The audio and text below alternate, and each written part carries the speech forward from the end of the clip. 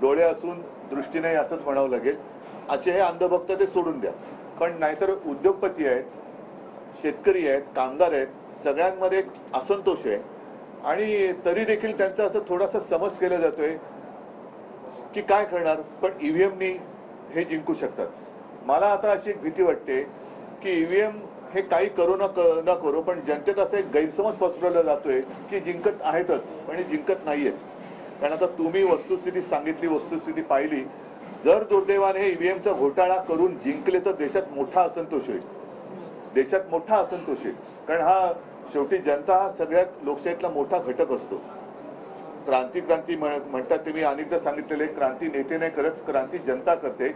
आणि जनतेच्या मनाविरुद्ध जसं आता चंदीगडमध्ये त्यांनी प्रयत्न केला, अगदी काल परवाकडे कुठे हिमाचल तिथेही प्रयत्न केला. म्हणजे तोडा फोडा झोडा तुरुंगात टाकणे राज्य करा हे जास्त टिकणार नाही. आणि जर जनतेच्या मनाविरुद्ध ईव्हीएमचा घोटाळा करून हे जिंकले तर देशामध्ये मोठा असंतोष हा भडकेल आणि मला त्याची चिंता वाटते. आणि म्हणून मला असं वाटतं की आपण जनतेच्या सोबत आहोत, जनतेला आपल्याबद्दल विश्वास आहे, ते फार मोठं आपल्या आयुष्यातलं भांडवल आहे. एकूणच काल सगळ्यात आधी भारतीय जनता पक्षाने मला वाटतं की 95 का 155 जणांची यादी जाहीर केली. 34 घराणेशाहीतले नाही, ते घराणेशाही तर भाग वेगळा, पण मला एका गोष्टीचं मोठं आश्चर्य वाटलं की अगदी सुरुवातीच्या काळात, म्हणजे खरंच सांगतो तुम्हाला, मोदीजी असतील, अमित शहाजी असतील, यांची नावं सुद्धा मी जेव्हा ऐकली नव्हती त्यावेळेपासून मी नितीन गडकरींचं नाव ऐकलंय आणि त्यांच्यासोबत काम केलेलं आहे. भारतीय जनता पक्षाचा एक निष्ठावंत कार्यकर्ता आणि त्यांनी शिवसेना प्रमुखांचं जे स्वप्न होतं मुंबई पुणे रस्ता हे विक्रमी वेळेत पूर्ण करून दाखवलं.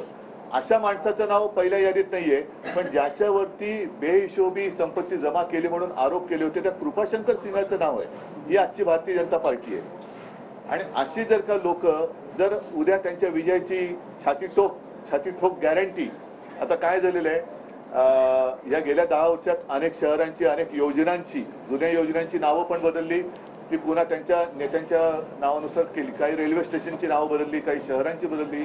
तसंच मला असं वाटतं की आता जुमलाचं नामकरण गॅरंटी झालेलं आहे. पूर्वी ज्याला आपण जुमला म्हणायचो त्याला आता यांनी गॅरंटी असं नामकरण केलेलं आहे. तर ह्या जुमलेबाज गॅरंटीच्या विरुद्ध जनता मला नाही वाटत पाठी जाईल. आणि तुम्हाला खरंच मनापासून धन्यवाद देतो, कारण तुम्ही आज इकडे आलात. हा काही साधा प्रवास नव्हता. तुम्हाला सुषमाताईला मी आधी सांगत होतो की सुषमाताई तुम्ही पायी वगैरे चालू नका, जा सभा घ्या, पण झोपड्या पण टाक. पण त्या झोपड्यानंतर काढले की आता नाही तर तिकडे लोक परत राहिले. आणि नाही, तुमच्या झोपड्यांची पुन्हा जाहिरात व्हायची, प्रधानमंत्री आवास योजना. देखो सुषमाताई को घर दिया की नाही दिया. तर ही वस्तुस्थिती तुम्ही केली आणि त्यांना त्या लोकांना धीर दिला. नाहीतर असहाय्य लोक आहेत, त्यांच्या सहनशीलतेचा अंत होण्यापूर्वी त्यांना आपल्यासाठी लढणारा कोणतरी आहे हा विश्वास तुम्ही दिला, त्याच्याबद्दल तुम्हाला खरंच मनापासून धन्यवाद देतो. आणि मला खात्री आहे हा सगळा प्रवास हा केवळ तुमचा नाहीये, तर आपल्या भारतीय लोकशाहीचा प्रवास आहे. ही लोकशाही कोणत्या दिशेने चाललेली आहे, लोक काय म्हणतायत आणि प्रत्यक्षात काय होते. तर हा प्रवास फुकट तर नक्की जाणार नाही.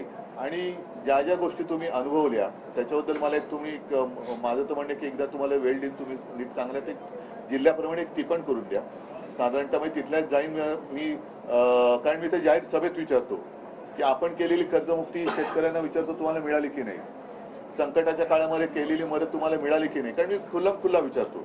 तर ते सगळेजण सांगतात. आणि नंतर आता आजच सकाळी मी बघितलं नितीन देशमुख पण आपले एक यात्रा करतात अकोल्यामध्ये.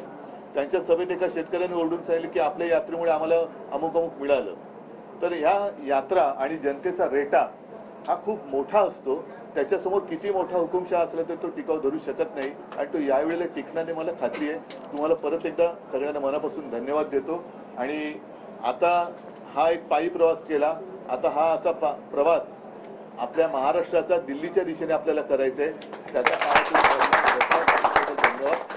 जय हिंद, जय महाराष्ट्र. गाईच्या पायांना एवढे मोठे तिला आता जरा शांत, जरा 1-2-4 दिवस जरा आराम करायला. जय महाराष्ट्र. तर जनतेला आपल्याबद्दल मोठा विश्वास आहे. कृपाशंकर सिंग यांचं नाव भाजपच्या पहिल्या यादीत आलेलं आहे. मात्र गडकरी जे भाजपसोबत सुरुवातीपासून राहिलेले आहेत त्यांचं नाव मात्र पहिल्या यादीमध्ये नाही. याचं आपल्याला आश्चर्य वाटलंय. दिल्लीच्या दिशेनं आपल्याला प्रवास करायचा आहे असं उद्धव ठाकरे यांनी यावेळेला म्हटलेलं आहे आणि जुमलाचं नामकरण आता गॅरंटी झालंय असं म्हणत त्यांनी भाजपवर टीका केली आहे.